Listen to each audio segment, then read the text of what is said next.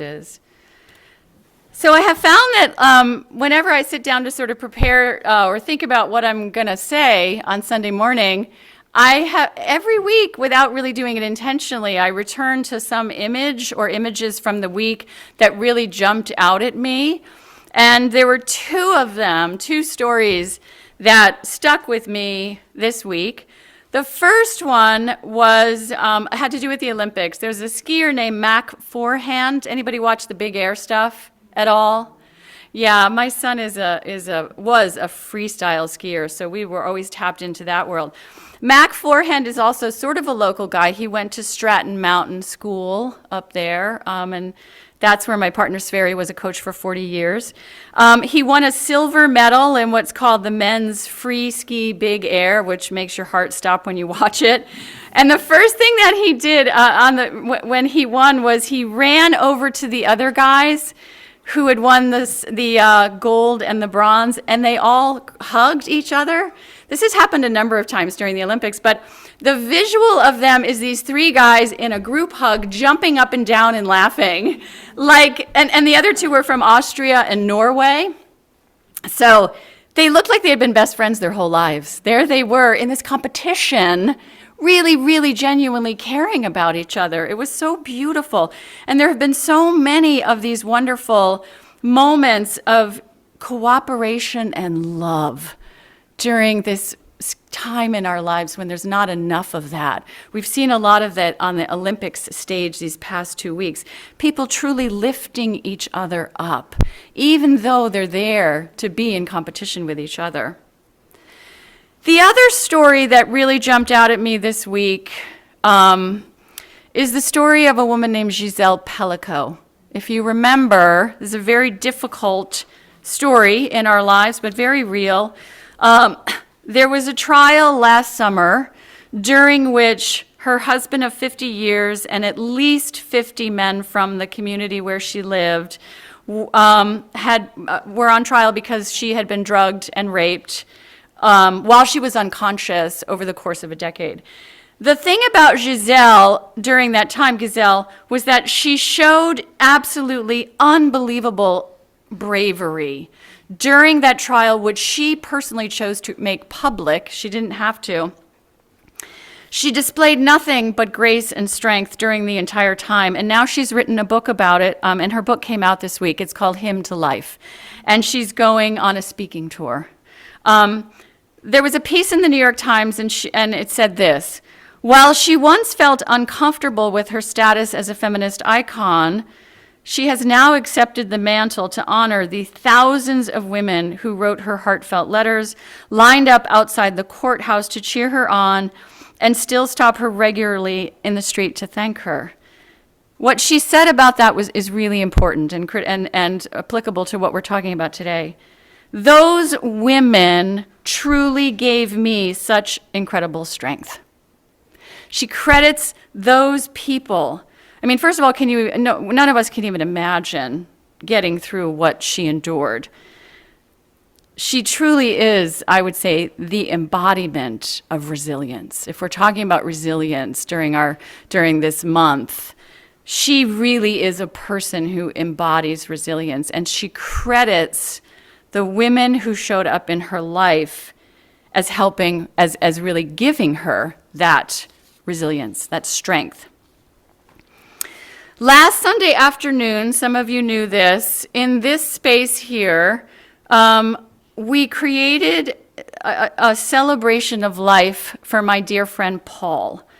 It was very much like memorial gatherings that you've been through, except that Paul was still alive and he was present in the circle as we took turns talking about why we love him and how he impacted each of our lives.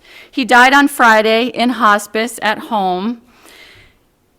I know I was very, very privileged to have officiated the wedding of Paul and his husband Ben in 2011, shortly after New York State passed the same-sex marriage bill into law. And over the years that I've known Ben and Paul, I had heard lots of stories about their vast network of friends, but really it wasn't until last Sunday that I met many of them for the first time. Present in the circle in this room was the sweet elderly lady who bought the house across the street from Ben and Paul on Smith Bridge Road.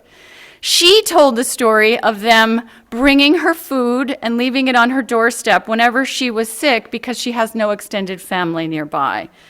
How they would text her and say, do you need any light bulbs changed? Yeah, because Ben's really tall and she's not. Things like that. There were 2 students from Skidmore, both from India. Ben is a chef at Skidmore. And anytime there was a holiday, a vacation, they went to live with Ben and Paul because they didn't have the time or the money to go back to India. So they became part of each other's lives that way. They had the pottery friends. Ben is a pottery student. They had their friends from Indian Lake. They had a cottage in Indian Lake. All different shapes and sizes in their community of love. I realized while I was sitting in this big circle that Ben and Paul built a web of connectedness. Literally, I could see like a spider web of connectedness and love by being kind to other people and showing up over and over and over and over in their times of need. So many people talked about them being present when they needed help. And so even though it was indeed a very, very sad occasion, we all left feeling uplifted and joyful. And I know from all the visits that I made with Ben and Paul last week that they felt very fortified by that to get through the final days of Paul's life. It created for them and in them the resilience that they needed in order to get through the very long nights and the very, very sad days that they faced this past week until Paul died on Friday. And Ben will no doubt face moving into the future. They were together for 30 years. Yeah. We often think of resilience as like a private resource that we a quality that we summon, like grit or inner will. But if we look at it more carefully, we can certainly see that resilience is fundamentally relational and communal. It really is. We think of it as like this thing that we have inside of ourselves and we have to pull it forward. But really, if you think about how you've made it through the hard times in your life, where your resilience comes from, I think pretty much everyone will say, from the people I know who love me, who will show up, who will care for me. Resilience is like a gift that we get from other people as we grow. Dietrich Bonhoeffer, who was a Lutheran pastor and a theologian, wrote from prison in Nazi Germany, and he articulated a vision of community that very clearly underscores the spiritual necessity of what we would call mutual bearing and caring. In his book called Life Together, Bonhoeffer insisted that without living in communion with others, faith and resilience wither, because human fortitude is sustained by a kind of collective witness and shared vulnerability.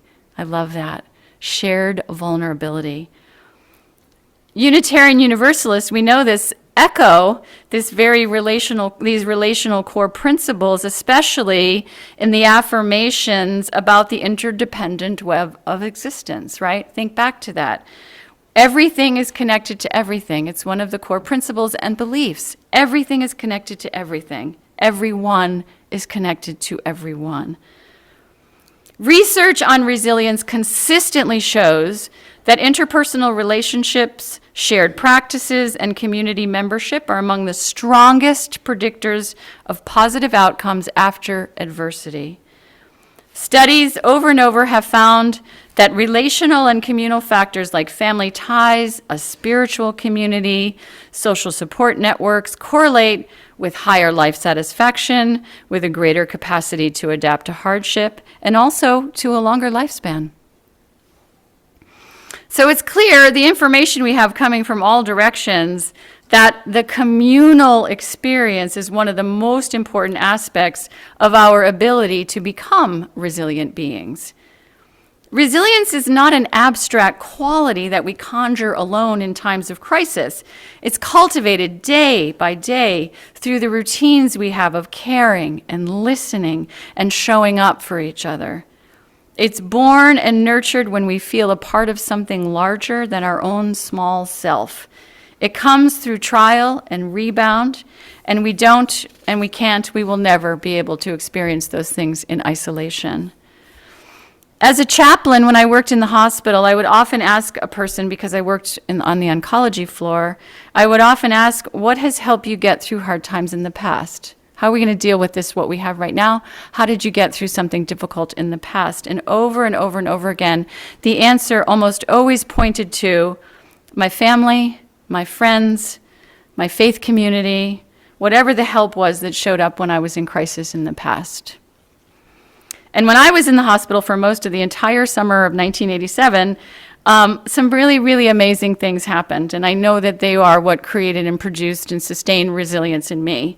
I had just graduated from college, and my friends were scattered all over the world, but letters and flowers and phone calls arrived daily. And even Rich Johns, who was my high school tennis coach, showed up one day with a brand new tennis racket. Some of you know Rich. Hadn't seen him in about 6 years, but there he was with a new tennis racket for when you get back on your feet, is what he said. I had no idea at such a young age that so many people cared about me.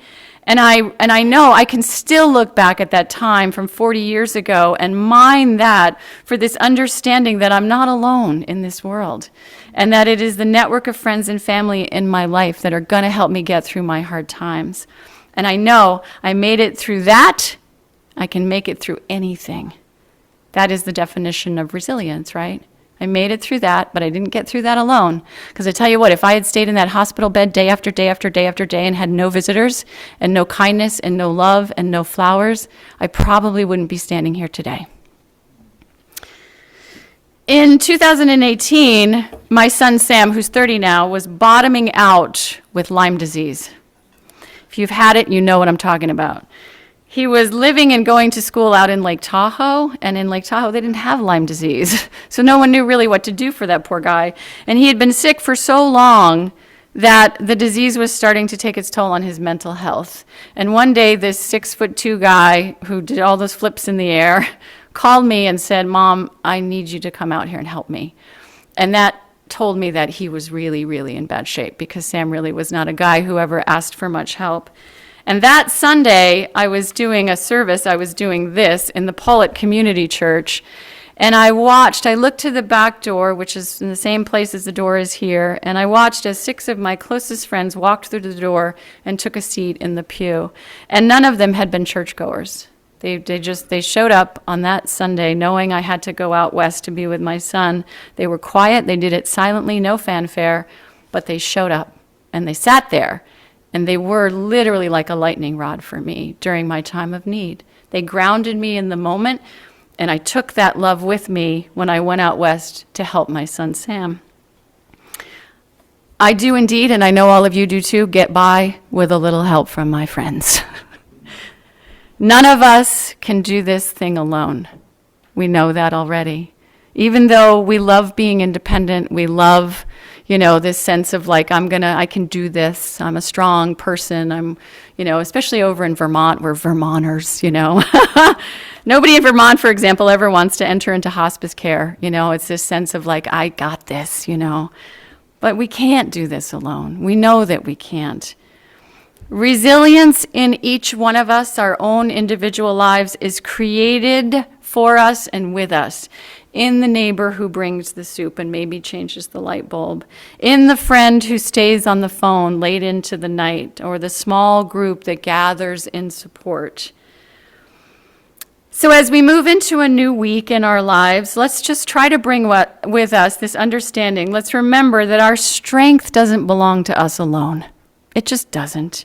It lives in the ties, in the networks of mutual concern that we knit together every single day of our lives. May each one of us be sure to tend to those ties with intention.